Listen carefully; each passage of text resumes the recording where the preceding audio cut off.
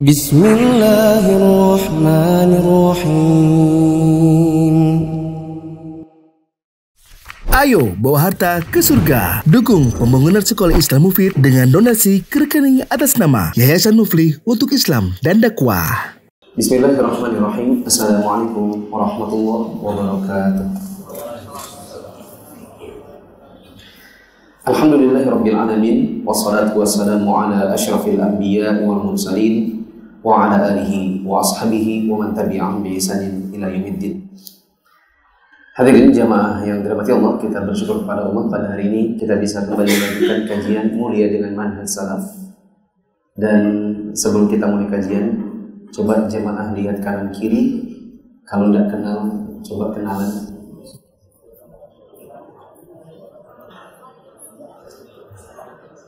Kalau kenal dan pas kebetulan sering bertengkar, coba maaf-maafan.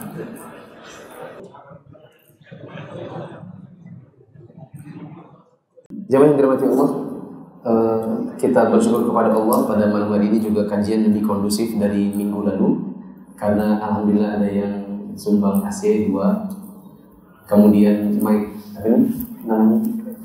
speakernya diganti jadi 4, sehingga mungkin secara suara insya Allah lebih baik.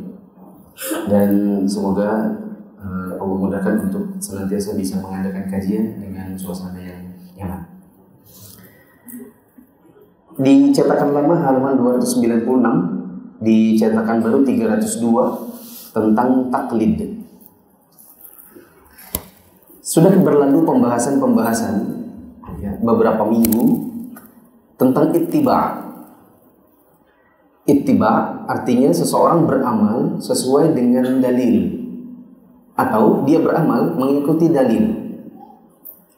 Yang dalil-dalil ini mungkin dia kaji dari para ulama, atau dia kaji dari para ustadz, yang ustadz-ustadz ini dulu juga belajar kepada para ulama. Sebagai lawannya ada istilah yang lain lagi, yaitu disebut dengan taklid.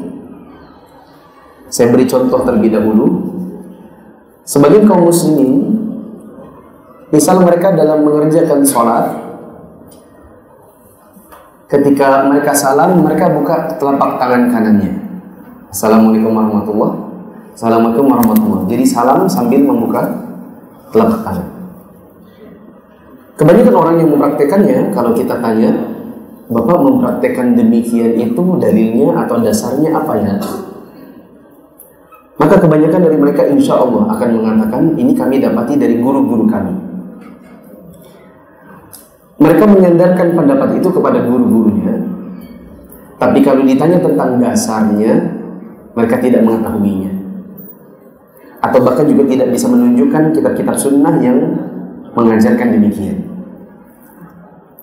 Ini disebut dengan taklid, yaitu mengikuti tanpa mengetahui dasar.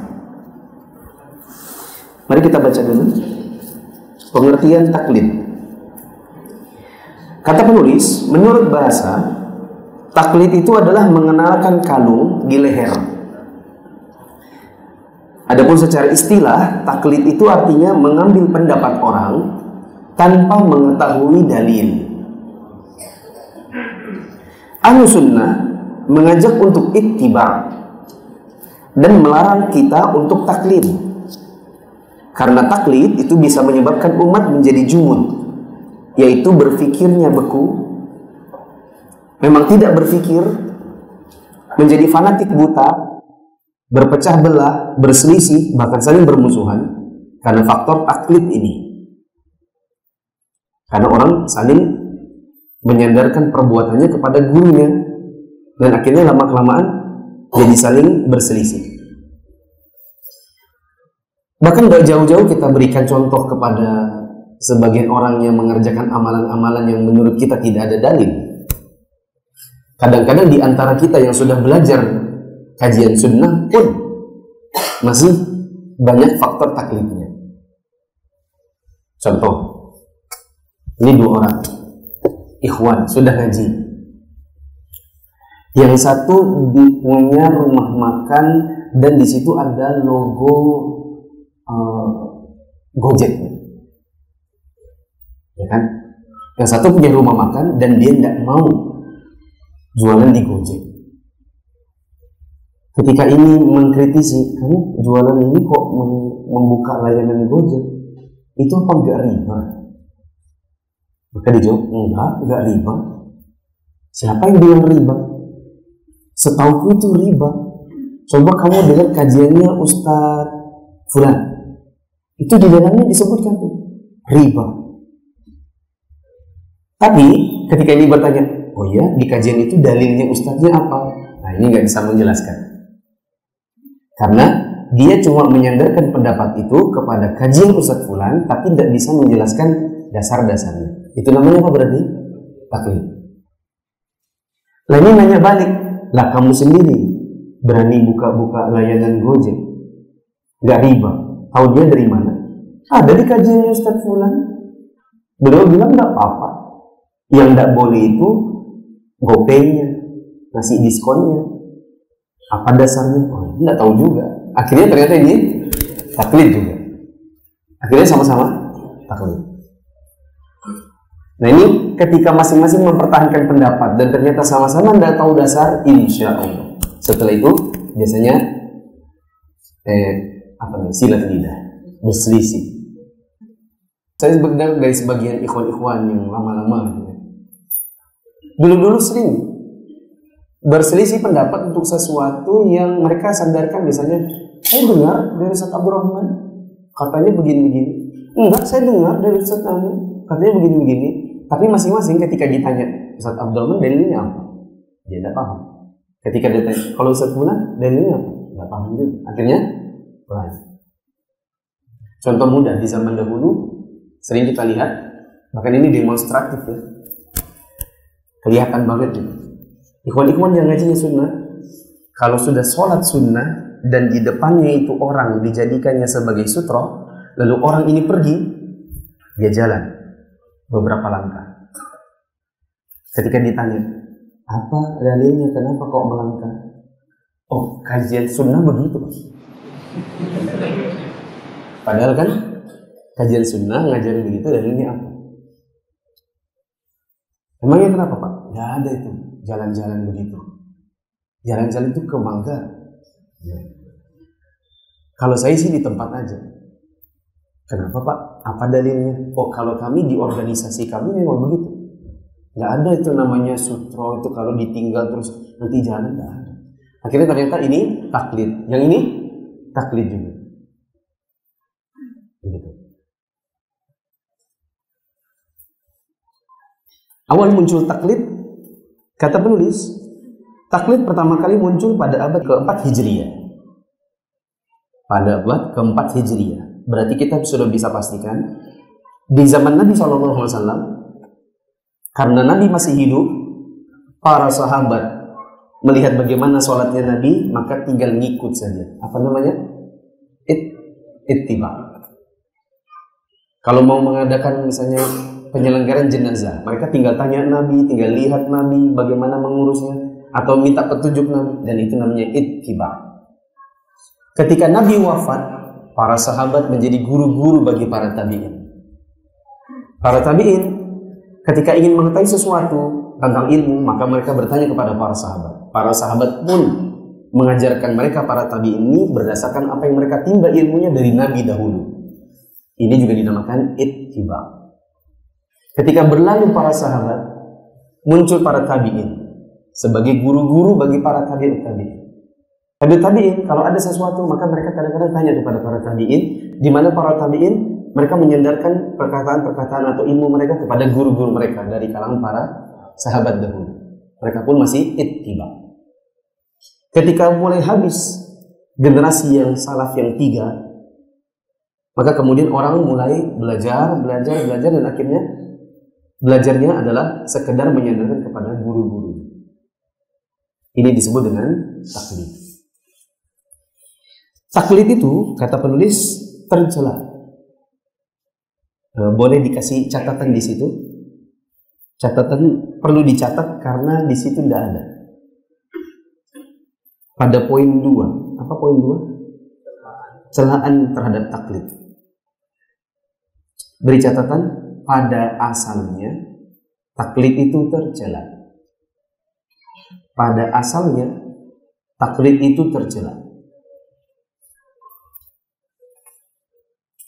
Kalau dikatakan pada asalnya, itu menunjukkan bahwa ada suatu ketika nanti kondisi-kondisi yang membuat ternyata taklid itu tidak tercela. Kalau dikatakan pada asalnya sholat sunnah, pada asalnya sholat tahiyatul masjid itu sunnah, itu ada asalnya. Ketika ada kata-kata pada asalnya, berarti nanti suatu saat ada kondisi di mana sholat tahiyatul masjid bukan sunnah, bahkan jadi wajib di sana. Apa contohnya? Tahiyatul masjid kok jadi wajib? Contohnya apa? Dinazarkan.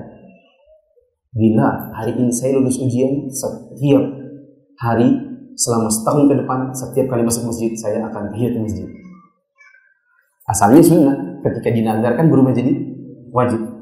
Puasa Senin Kamis, pada hukum asalnya apa? Sunnah. Ketika kita bilang pada hukum asalnya sunnah, itu menunjukkan bahwa bisa jadi suatu saat puasa Senin Kamis tidak lagi jadi sunnah, misalnya berubah jadi wajib. Contohnya ketika dinazarkan. Taklid pada asalnya dicela, alias makruh. Itu menunjukkan bahwa nanti ada suatu ketika di mana taklid bukan lagi makruh, malah ada yang wajib, malah ada yang mubah. Nanti insya Allah kita baca. Pada asalnya taklid itu tercela. Di antara dalilnya kita ambil satu saja, yaitu perkataan Ali bin Abi Thalib. Ini firman Allah Ta'ala. Firman Allah Ta'ala, dan demikian juga ketika kami mengutus seorang pemberi peringatan sebelum engkau, wahai Muhammad, dalam suatu negeri, orang-orang yang hidup mewah di negeri itu senantiasa berkata, sesungguhnya kami dapati nenek moyang kami menganut agama dan kami itu mengikuti jejak mereka. Inna wajadna aba'ana ala ummatin wa inna ala atharihim muqtadun. Ketika dikritisi tentang agamanya, mereka bilang, oh, ini nenek moyang kami ini cuma mengikuti nenek moyang. Nah, maka Rasul berkata, qala awalau ji'tukum bi ahda mimma wajadtum alaihi aba'akum qalu inna bima ursiltum bihi kafirun. Rasul itu berkata, apakah kamu mengikuti juga para nenek moyang itu? Sekalipun aku membawa kepada kalian agama yang lebih baik daripada apa yang kalian peroleh dari agama nenek moyang kalian.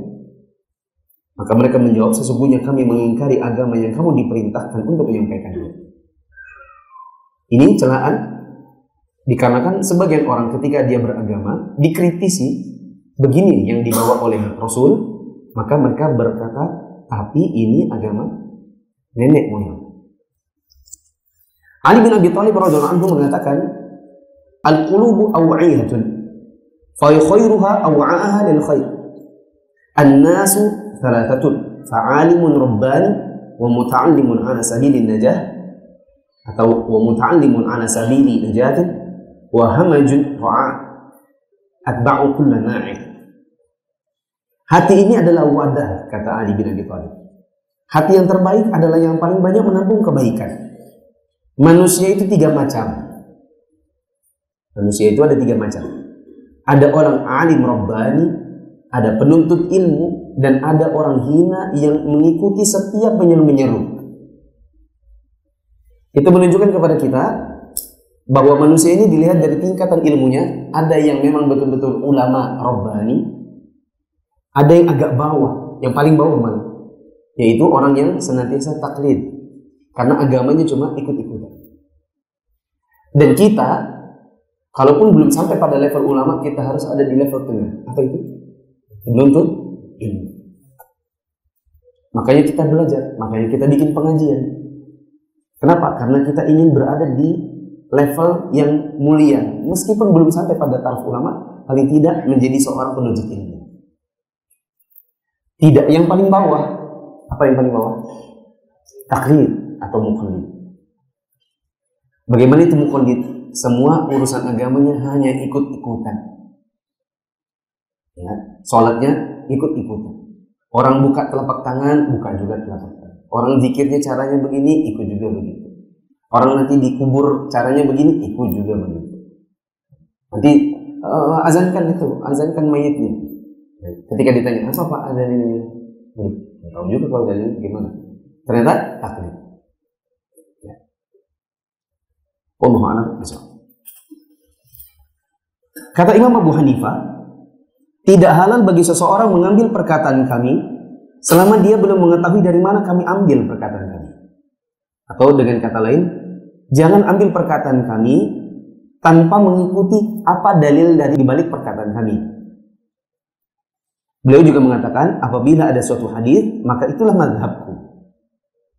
Artinya, Imam Abu Hanifah dengan apa yang beliau tahu, dengan ilmu yang sampai kepada beliau, beliau berusaha untuk menyandarkan perkataan atau pendapatnya kepada hadis yang sahih. Meskipun ada kalanya sebagian ulama itu hadis sahihnya tidak sampai kepada dirinya, tapi sampainya kepada ulama yang lain. Lalu mereka berbeda pendapat. Perhatikan, gimana? Saya memperjelas perkataan saya. Imam Abu Hanifah mengatakan bila ada hadis yang sahih itulah mazhabku. Berarti maksudnya beliau adalah setiap perkataanku sebatas apa yang sampai kepadaku ilmunya, aku usahakan agar pendapatku sesuai dengan hadis yang sahih. Pertanyaannya, apakah semua hadis sahih pasti sampai kepada beliau? Belum tentu. Karena beliau ada di negeri mana? Sahabat-sahabat Nabi ada di negeri mana? Ya, bisa jadi belum sampai hadis yang sudah diajarkan oleh Ibnu Umar sampai kepada ulama yang ada di dekatnya Ibnu Umar, tapi tidak sampai kepada Abu Hanifah. Sebagian orang ada yang bertanya kepada Aisyah dan mendengar dari Aisyah, tapi hadis dari Aisyah ini tidak didengar oleh Abu Hanifah. Misalnya didengar oleh yang lain, didengar di negeri yang lain. Ketika mereka akhirnya berbeda pendapat, orang bingung. Kok bisa ya beda pendapat dua ulama, sama-sama ulama? Maka di antara sebabnya adalah mungkin misalnya Abu Hanifah berpendapat dengan suatu pendapat yang hadis sahih belum sampai padanya, tapi hadis sahih itu sampai pada yang lain, lalu mereka berbeda pendapat. Imam Malik bin Anas mengatakan, sesungguhnya aku ini manusia biasa. Aku bisa benar dan aku bisa salah. Lihatlah pendapatku. Pendapatku yang sesuai dengan Alkitab dan As-Sunnah, ambil. Yang tidak sesuai dengan Alkitab dan As-Sunnah, tinggalkan. Ini menunjukkan kepada kita bahwa yang dikehendaki itu adalah ittiba'. Lawannya apa di sini? Taklid. Cuma menyandarkan ini pendapat Imam Malik. Imam Malik pun tidak ridho. Imam Malik maunya pendapatku yang sesuai Al-Quran Sunnah, nah itu yang diambil. Bisa jadi ada pendapatku yang tidak sesuai dengan Al-Quran Sunnah dikarenakan belum sampai padaku ilmunya. Imam Asy-Syafi'i rahimahullah mengatakan, setiap orang pasti terlewat dan luput darinya salah satu sunnah. Ini perkataan Imam Syafi'i. Pasti ada orang, atau setiap orang, pasti ada sunnah Rasul yang mungkin luput darinya. Dia nggak tahu, orang lain yang tahu. Atau sebaliknya, orang lain belum tahu, kita sudah tahu.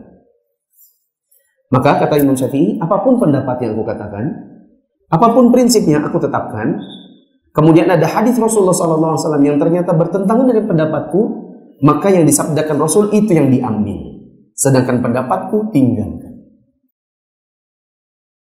Begitu juga beliau mengatakan, setiap yang aku ucapkan namun ada hadis Nabi SAW yang menyelisihi pendapatku, maka hadis Nabi diikuti.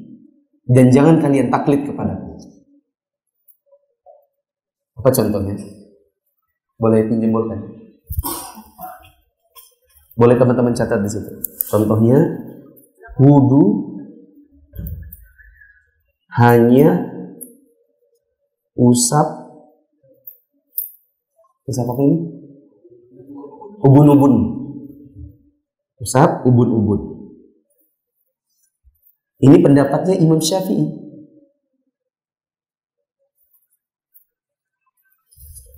Di antara pendapat Imam Syafi'i, beliau mengatakan bahwa, ya secara ringkas, secara makna, bahwa firman Allah, wamsahu bi ru'usikum, dan usaplah kepala kalian. Tapi sebelum kata kepala ada kata bi.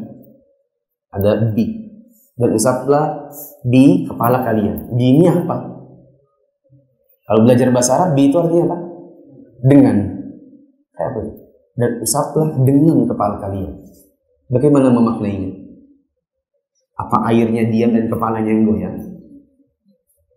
Ya. Imam Syafi'i memaknai itu maksudnya adalah sebagian. Berarti maknanya, dan usaplah sebagian kepala kalian. Makanya kita kalau melihat ada sebagian orang di zaman sekarang, bahkan dari zaman dulu, atau kita dulu diajari oleh guru-guru kita di sekolah, yang diusap itu cuma depan kepalanya. Ngambil airnya gini, 1, 2, 3. Ketika kita melihat sunnah Nabi, misalnya yang dipraktekkan oleh Abdullah bin Zaid, ya, teman-teman catat itu. Hadisnya yang mempraktekkan wudhu Nabi dipraktekkan oleh Abdullah bin Zaid. Siapa Abdullah bin Zaid ini? Levelnya apa? Sahabat Nabi. Juga dipraktekkan oleh Utsman bin Affan. Semua di antara mereka ini mempraktekkan mengusap kepala itu bukan cuma depan, tetapi terus ke belakang sampai tengkuk. Setelah tengkuk ditarik lagi ke depan. Jadi kalau Imam Syafi'i menganggap mengusap depan pun cukup. Sementara kalau kita buka hadis atau kita kitab hadis atau kita belajar, misalnya di antaranya riwayat Bukhari, riwayat Muslim, bagaimana sahabat Abdullah bin Zaid dan sahabat Utsman bin Affan mempraktekkan wudu. Ini para sahabat ini mempraktekkan wudu waktu mengusap kepala, mereka ambil air, dibasahi tangannya, lalu mereka buang airnya jadi sebatas air yang menempel di telapak ini, diusap mulai dari tempat tumbuh rambut di depan kepala, diusap terus sampai ke tengkuk, sampai di tengkuk dikembalikan lagi ke depan ke tempat yang awalnya. Setelah mereka selesai dari mencuci kaki, mereka bilang, begini kami lihat wudhu Nabi. Mungkin hadis ini belum sampai kepada Imam Syafi'i. Sewaktu beliau berpendapat hanya usap bagian depan. Jadi kita kalau wudhu bagaimana? Apakah ikut Syafi'i ataukah ikut perbuatannya Abdullah bin Zaid dan Utsman bin Affan yang mengatakan begini kami lihat wudhu Nabi? Yang mana kita praktekkan? Yang menyandarkan pada perbuatan Nabi dong. Kenapa demikian? Karena Imam Syafi'i bilang, bila ada pendapatku ternyata bertentangan dengan hadis yang sahih, maka kata beliau, siapa yang diikuti? Yang hadisnya sahih. Sedangkan pendapatku tinggalkan. Begitu. Saya ingat dulu tahun 2015 itu mengisi di salah satu instansi di Balikpapan ini. Pas sudah nyampe bab wudu, saya menjelaskan mirip-mirip seperti ini. Dapat Imam Syafi'i, kemudian hadisnya begini. Minggu depannya dia datangi sama sekretaris masjid. Ustaz, minggu depan Ustaz sudah tidak isi di sini lagi. Oh gitu Pak. Iya, jadi mulai bulan depan itu kajian Ustaz sudah tidak ada lagi di sini. Jadi Ustaz nggak usah datang. Oh, tapi kan waktu itu saya diminta pakai surat.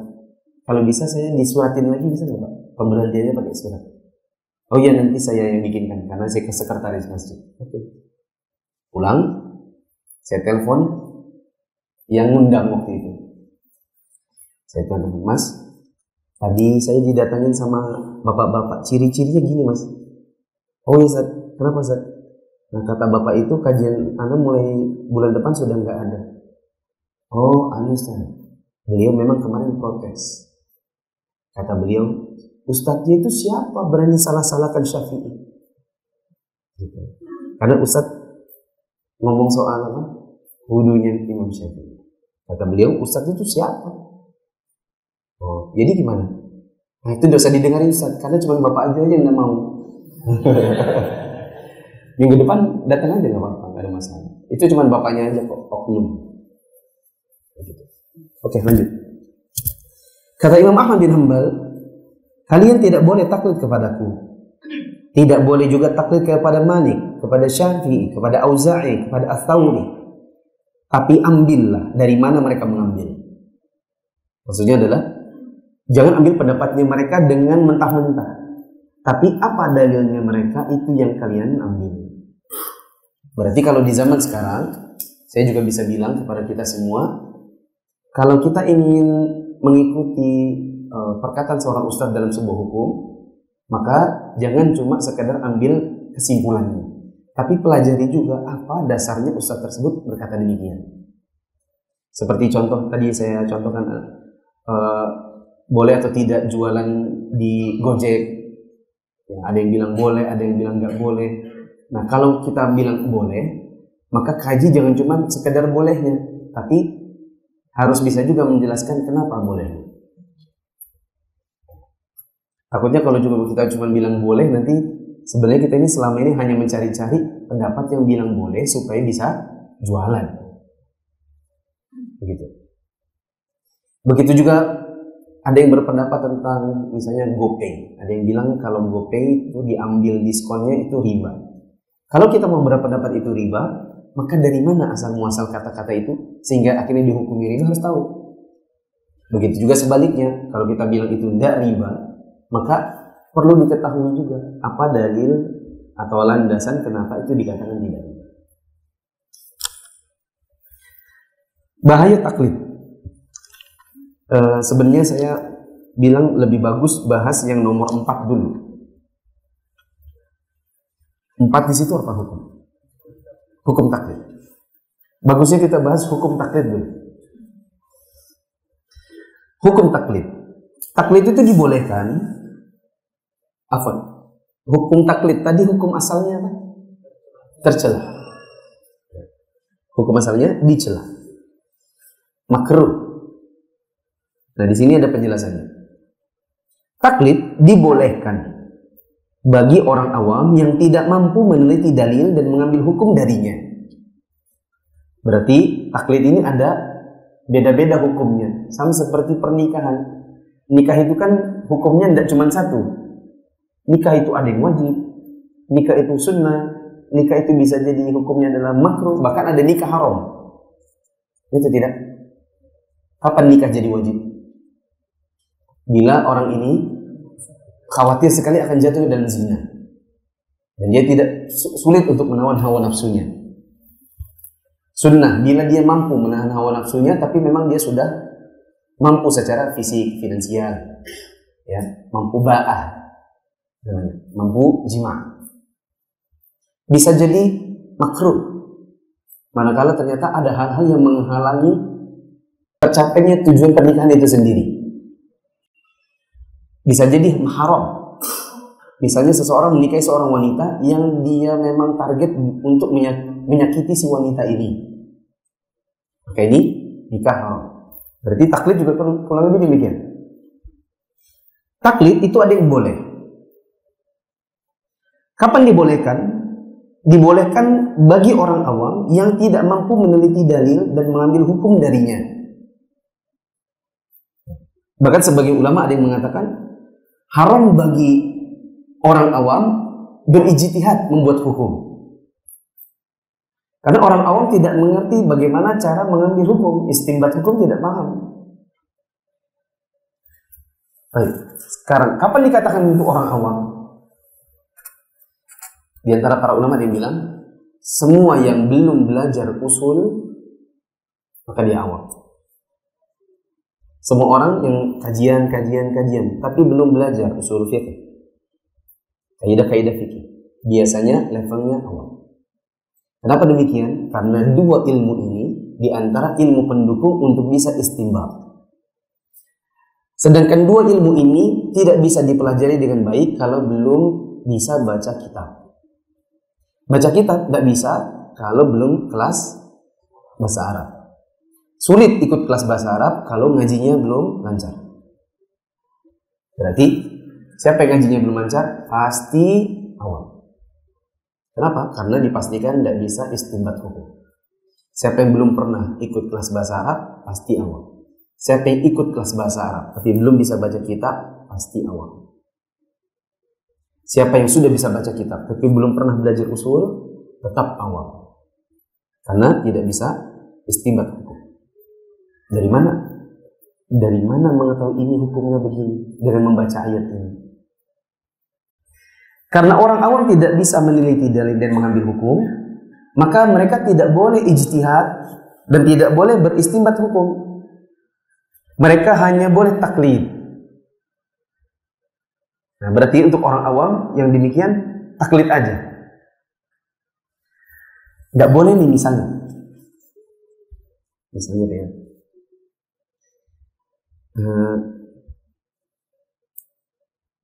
Apa contoh hukum kekinian apa ya? Yang lagi dibahas? Masalah apa ya?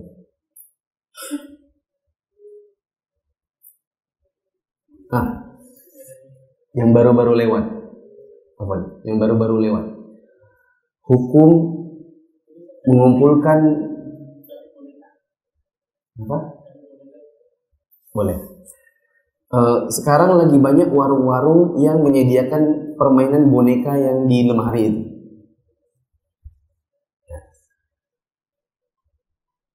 Yang nanti dimasukin koin, kemudian nanti ada capit-capitnya bisa ngambil bonekanya. Kalau dapat, alhamdulillah ya. Alhamdulillah menang judi. Kalau tidak dapat, alhamdulillah nggak dapat benda judi. Ya kan? Kalah judi benar. Ada orang awam, kalau dia orang awam, maka dia tidak boleh mengatakan menurut saya ini halal. Kenapa Pak? Ya namanya permainan, ridho sama ridho. Ternyata dia istinbat hukum halal karena faktor beli koinnya. Itu pakai apa sih? Beli koin kan? Beli koinnya ridho, nyediain mainannya ridho. Kalau ternyata bonekanya terambil, maka si penjualnya ridho. Kalau udah pun tidak terambil, berarti si pemainnya ridho. Ternyata dia menentukan hukum halal dengan tidak paham dalil, tidak tahu bagaimana istinbat hukum, hanya dengan alasan yang pentingnya sama-sama saling ridho. Begitu juga sebaliknya, ada orang awam juga, dia bilang, oh nggak bisa, ini haram Pak. Tahunya dari mana Mas? Nah begini, ini menurut saya ya, ternyata menurut saya, berarti dia istinbat hukum, padahal dia awam. Maka dia mengerjakan sebuah istinbat yang tidak pada level dirinya. Maka kita tidak boleh bilang menurut saya ini haram Pak. Kenapa? Karena ini judi. Untuk orang awam yang belum bisa meneliti dalil dan belum bisa mengambil hukum, artinya tidak bisa istinbat karena belum belajar usul, maka dia hanya boleh taklid dengan mengatakan, Pak, setahu saya ini permainan haram. Kenapa bisa gitu Mas? Nah, saya pernah dengar ustadz-ustadz itu menjelaskan bahwa ada namanya goror. Goror itu artinya untung-untungan. Untung-untungan itu artinya kita menginput sesuatu yang outputnya belum tentu dapat. Nah, ini kan Bapak nyediain koin, dibeli. Berarti si pembelinya sudah jelas dia mengeluarkan sesuatu. Terus setelah dimasukkan, dia mainkan itu, belum tentu dapat bonekanya. Karena belum tentu dapat bonekanya, berarti nanti inputan buat dia, itu belum tentu ada. Outputnya saja yang sudah jelas. Nah itu berarti di situ ada untung-untungan Pak. Gitu. Oh, itu dengar dari mana? Dari kajiannya Ustadz Fulan. Kamu ngerti hukumnya? Saya itu sebenarnya taklid saja. Ya, saya bukan ulama, saya bukan ustadz, tapi saya taklid dalam hal ini kepada Ustadz Fulan, dan begitu tadi penjelasannya. Tidak bisa sampai gini, menurut saya ini haram. Gini Pak dalilnya. Terus ternyata kita menjelaskan seolah-olah kita ini istinbat sendiri, makanya tidak bisa. Makanya juga para asatidzah itu kenapa pengen buka kelas bahasa Arab, ngajak teman-teman untuk lebih sibuk kajian ilmu yang taksil, kajian kitab. Kenapa mereka bilang daurah boleh, tapi jangan tiap bulan daurah, tiap minggu daurah. Coba kalau kajian kitab, itu supaya teman-teman itu didorong untuk terus naik level, bukan cuma sekedar kajian tematik, tapi kajian kitab. Terus nanti dibukakan kelas bahasa Arab supaya belajar bahasa Arab, dibukakan kelas usul supaya belajar usul. Supaya apa? Supaya nanti tidak pada level awam terus, sehingga nanti suatu saat ketika menjelaskan urusan agama, menjelaskannya itu dengan dalil, ya, ngerti dalilnya, ngerti istinbatnya. Begitu penuntut ilmu. Imam Ibnu Abdul Bar rahimahullah mengatakan para ulama bersepakat bahwa orang awam wajib taklid kepada para ulama. Karena firman Allah, "Fas'alu ahla dzikri in kuntum la ta'lamun."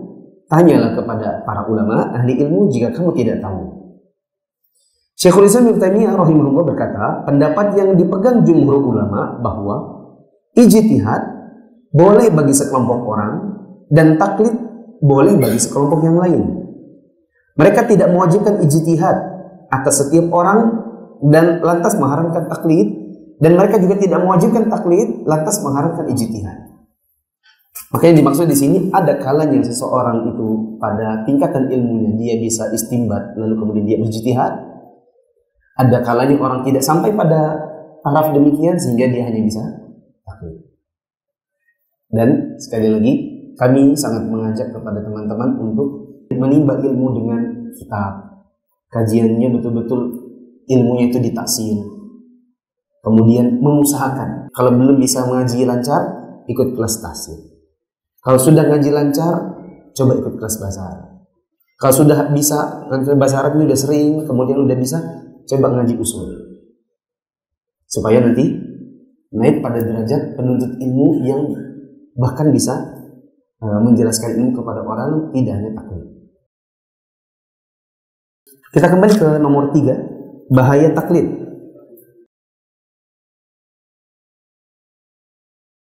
Taklid buta itu ada banyak bahayanya.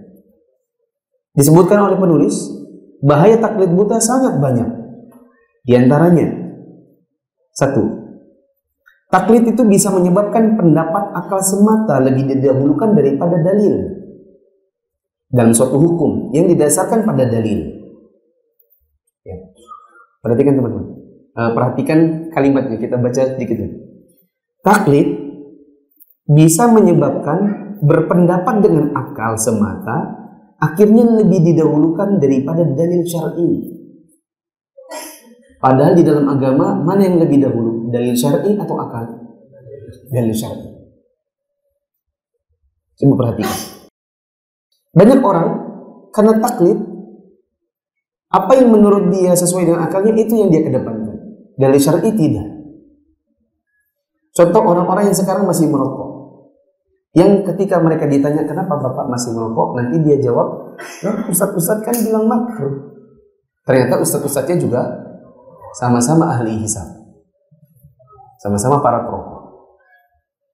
Mereka tidak mendahulukan dalil syar'i, seperti sabda Nabi la dharar wa la dirar, seperti firman Allah wala taqtulu anfusakum, dan dalil-dalil yang melarang kaum muslimin atau melarang setiap manusia untuk memudaratkan dirinya. Itu dikesampingkan lantaran taklid sama guru-guru yang guru-guru ini pakai akal. Mereka bilang, apa dalilnya? Tidak ada juga dalilnya mengharapkan rokok. Rokok tidak ada di zaman Nabi. Begitu. Dikedepankan pendapat akal. Meskipun nanti kalau mau pakai akal-akalan, kita bilang juga, saya bisa pak akal-akalan. Mungkin teman-teman bisa ambil ilmu ini dan praktekkan. Saya pernah praktekkan di salah satu perusahaan. Saya bilang begini, kebetulan saya diundang oleh perusahaan namanya SSB di kilo 13 kan? Di kilo berapa lagi? 13-an sana. Kebetulan hari tentang kesehatan. Diundang 2, saya sebagai ustadz, mbak-mbak sebagai dokter. Nah, mbak-mbaknya menjelaskan tentang bahaya rokok. Sudah selesai, terus ustadznya yang disuruh menjelaskan tentang rokok. Saya bilang, karena tadi penjelasannya tentang rokok itu sudah banyak ya dari mbaknya tadi itu, dari ibu dokter ini, tentang kanker, tentang ini, maka saya cukupkan. Sekarang saya cuma mau pakai logika sederhana. Mari bapak-bapak perhatikan saya belah bapak-bapak ini jadi 2 kelompok. Ini anggaplah Rasulullah, Abu Bakar, Umar, Utsman, Abu bin Zaid, Ali bin Abi Thalib, dan ini para sahabat. Yang ini Abu Jahal, Abu Lahab, Abu Gosok, Abu ini sebelah sini.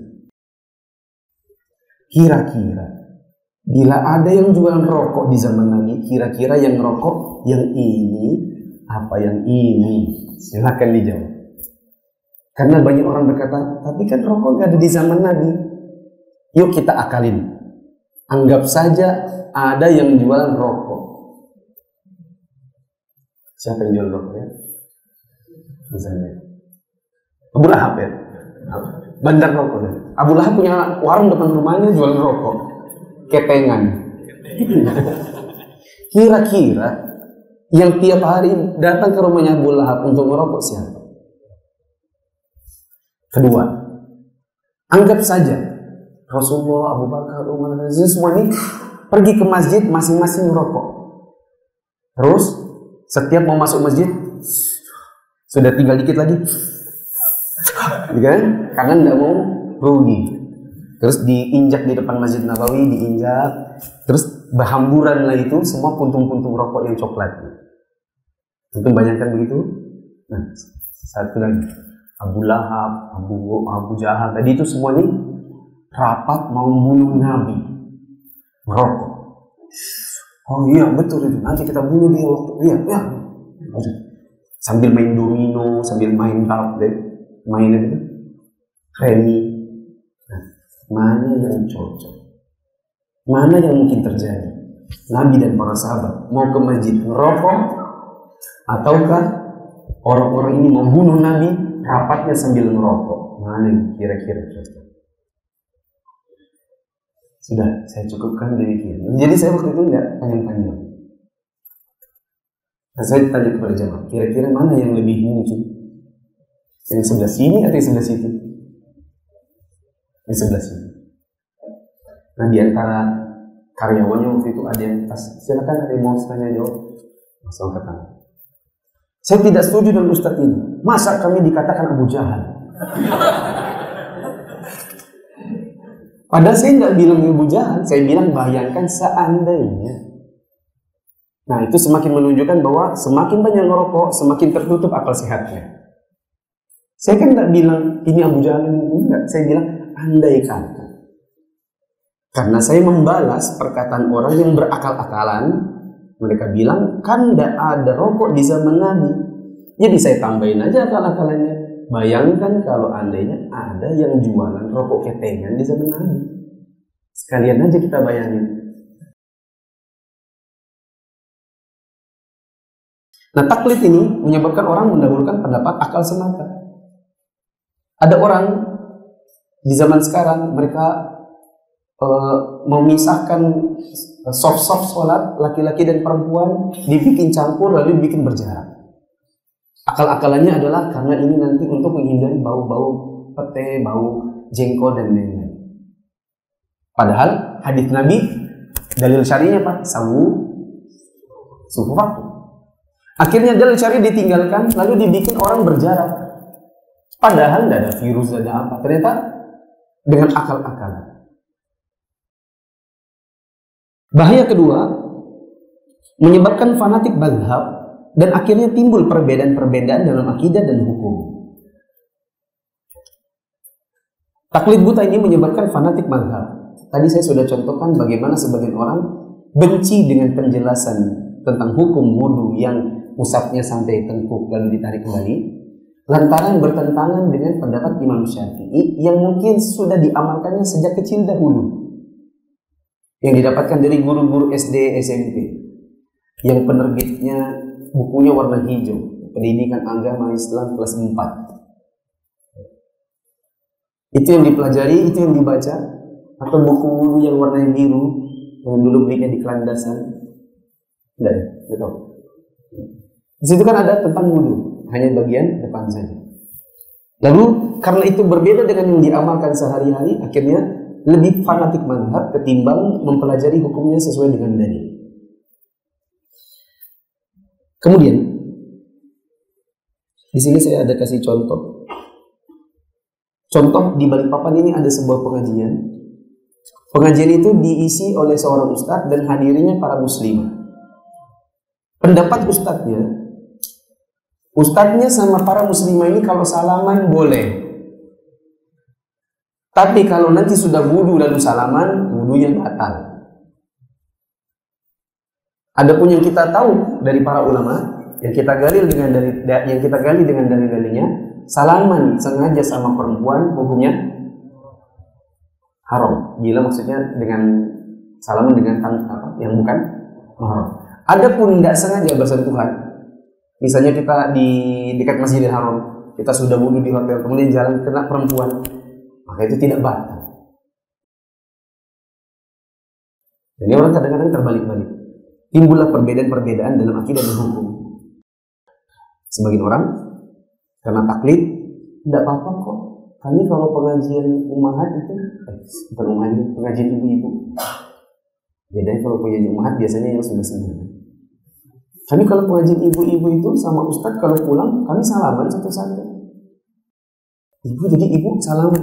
Iya, kami disuruh baris satu-satu salaman sama ustadz.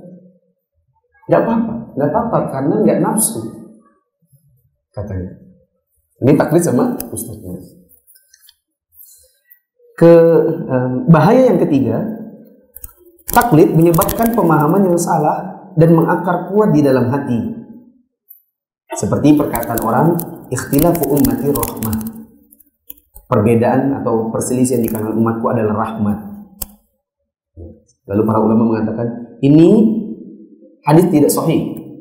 Bahkan hadis ini munkar. Karena kalau seandainya perselisihan di kalangan umat adalah rahmat, lalu persatuan mereka jadi apa? Azab jadinya.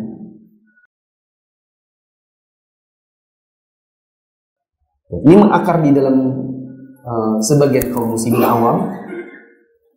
Mereka karena taklid buta dengan guru-gurunya atau dengan kiai-kiainya. Lalu kemudian ketika dikritisi amalannya, lalu mereka berkata, tapi kan perselisihan di kalangan umat itu kata Nabi adalah rahmat. Ya sudah, ini kita sikapi saja sebagai rahmat. Tidak usah saling mengkritisi, tidak usah saling membid'ahkan, tidak usah dikit-dikit amalan orang dibilang syirik. Nah, ini kan perbedaan ini kan rahmat. Yang keempat, bahayanya adalah bahwa taklid bisa mewariskan pengaruh yang jelek bagi kehidupan umat. Seperti jumud. Jumud itu artinya apa? Beku dalam ilmu fikih. Ilmu fikihnya tidak berkembang. Pintu ijtihadnya tertutup karena kaum muslimin memang terbiasa taklid. Apa kata nenek moyang, apa kata bapak, apa kata guru, apa kata organisasi, apa putusan dewan pusat, itu yang mereka ikuti. Sehingga ilmu fikih mereka jumud karena tidak terbiasa untuk menggali hukum dengan memperhatikan dalil-dalil. Dan yang kelima, yang terakhir, bahwa taklid itu bahayanya memiliki peran membekukan peran akal, padahal akal itu diciptakan untuk berpikir. Orang malas untuk dibawa untuk berpikir tentang hukum, untuk diajak belajar usul, diajak untuk belajar ilmu-ilmu syar'i yang sifatnya kaidah-kaidah, dikarenakan mereka terbiasa untuk taklid saja. Ini diantara bahaya taklid. Wallahu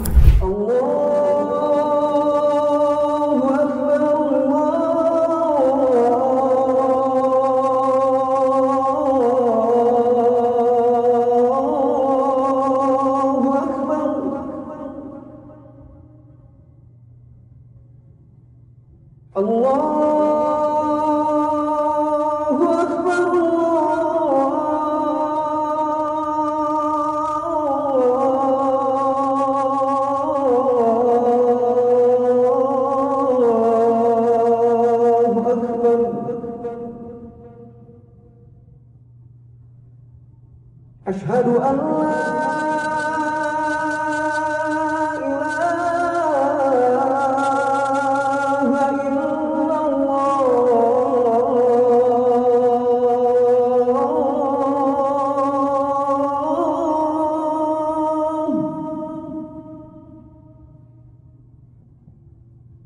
Asyhadu an la ilaha illallah.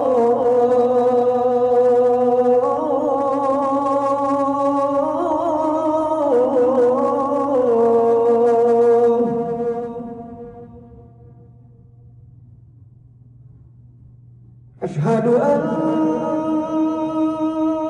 محمدا رسول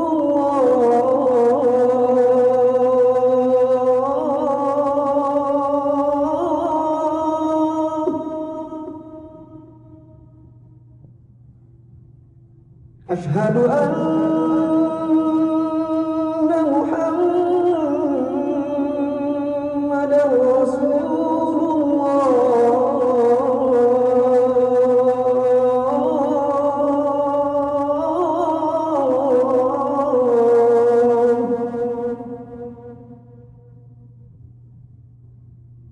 حي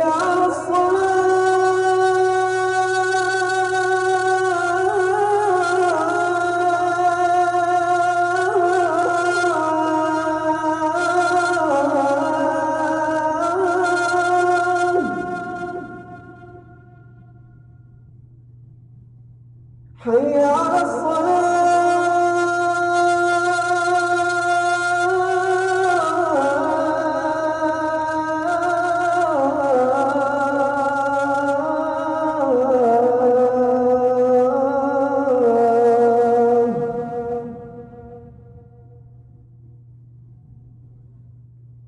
حي على حي على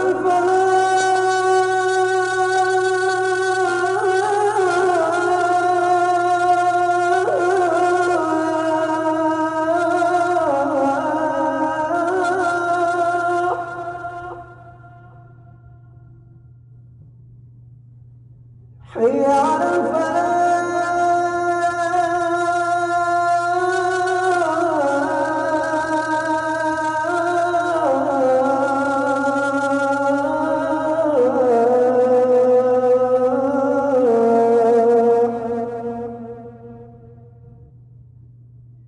الله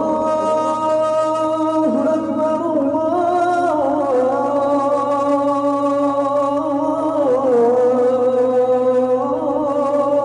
أكبر لا إله إلا الله.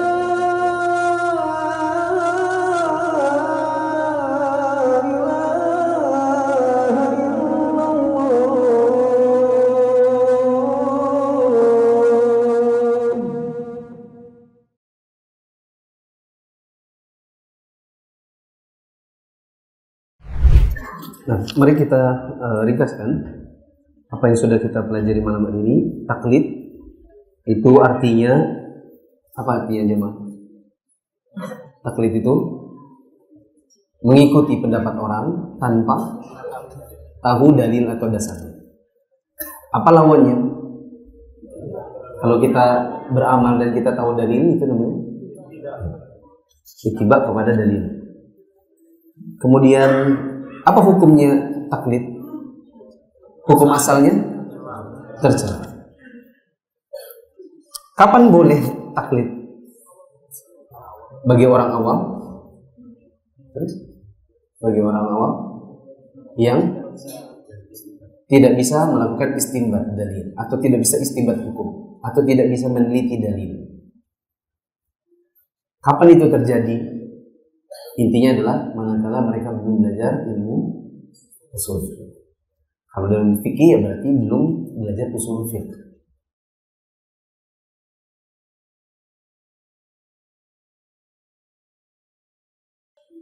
Bahwa taklid itu sangat banyak bahayanya. Di antaranya adalah bahwa taklid itu bisa menyebabkan orang hanya mendahulukan akal, fanatik mazhab, nanti ada keyakinan yang mengakar di hati dan susah hilang. Kemudian bisa menjadikan kaum muslimin itu malas belajar. Salah apa yang menyebabkan di antaranya kaum muslimin itu banyak pendapat-pendapat yang tidak berdalil? Ya di antaranya adalah karena memang malas belajar.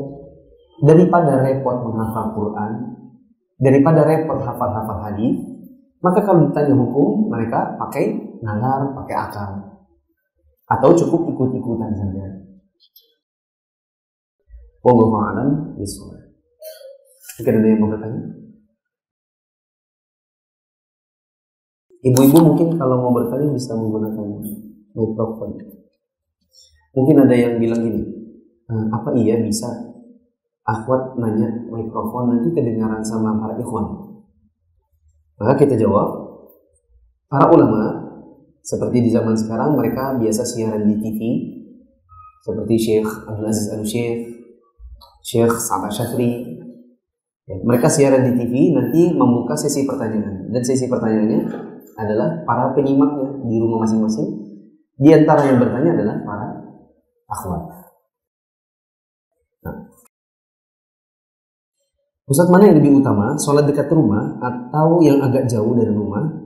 Karena sholat dekat rumah, sholat subuhnya agak cepat dan kunut terus menerus, softnya tidak rapat. Sedangkan masjid yang agak jauh dari rumah, sebaliknya, sholat subuhnya agak diakhirkan, tidak kunut, softnya rapat. Anda tanya karena takut fitnah yang mengatakan masjidnya beda. Ya. Intinya seperti ini, jemaah. Bisa sholat di masjid yang di situ ditegakkan sunnah itu nikmat. Softnya rapat, tidak melakukan hal-hal yang tidak ada tuntunan baik dari sisi imam maupun intinya dari pelaksananya di masjid. Itu sebuah kenikmatan. Hanya saja sholat di dekat masjid tetangga, masjid tetangga itu maksudnya adalah masjid yang dekat rumah kita. Itu juga ada nikmat yang lain, yaitu bisa bergaul dengan tetangga. Siapa yang menolong kita kalau kita suatu saat sakit? Siapa yang paling awal tahu? Tetangga.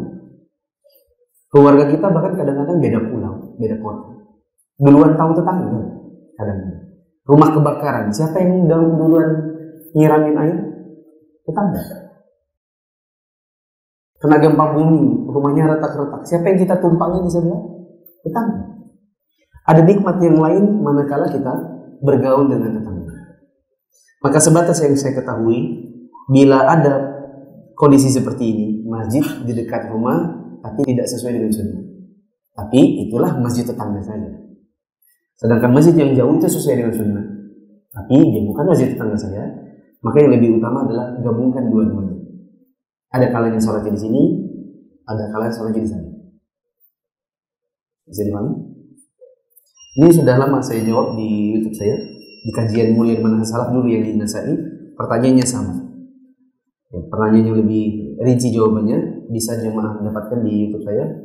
Judulnya Masjid Jauh Sunnah, Masjid Dekat Bid'ah, sholat di mana? Tapi intinya seperti itu. Sholatnya kadang di sini, kadang di sana. Jangan selalu di tempat yang sunnah karena dia bukan masjid tetangga. Sementara kita butuh sosialisasi dengan tetangga. Tapi jangan juga selalu di dekat rumah, karena kita juga butuh melaksanakan sholat yang sesuai dengan sunnah. Coba kalau kita sholat, setelah selesai sholat orang zikir jamaah, zikirnya keras. Kita mau zikir dengan tenang tidak bisa, betul? Terus nanti kita sholat di saf 1 karena kita mengejar keutamaan. Kemudian kita situ mau sholat sunnah, kita geser dikit sholat sunnah. Terus imamnya walhamdulillahirabbil alamin. Allahumma sholli ala Muhammad. Ada di mana kita? Di tengah. Kita jadi enak sendiri loh. Jadi sebaiknya ya, gabungkan, kadang di sini, kadang di sana. Ada sebagian masjid yang ada Allahumma sholli ala Muhammad itu kalau maghrib isya saja sama subuh. Pasangannya sholat jahar. Kalau sholat zuhur asar nggak ada gitu. Nah berarti kita sholat di situ pas zuhur asar. Begitu. Subhanakallahumma wa bihamdika asyhadu an la ilaha illa anta astaghfiruka wa atubu ilaik. Wassalamualaikum warahmatullahi wabarakatuh.